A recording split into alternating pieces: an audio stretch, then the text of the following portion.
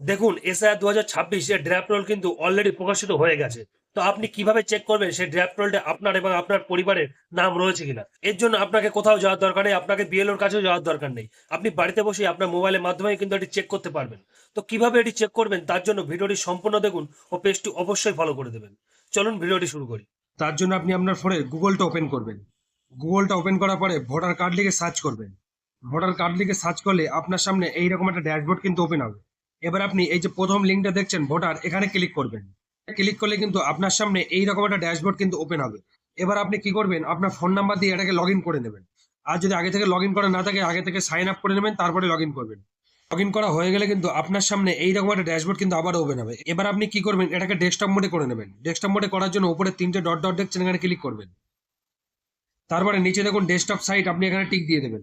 কিন্তু ডেস্কটপ মোডে চলে এসেছে। এবার আপনি কি করবেন, নিচে দেখুন এখানে একটা অপশন রয়েছে ডাউনলোড ইলেকট্রাল রোল, আপনি এখানে ক্লিক করবেন।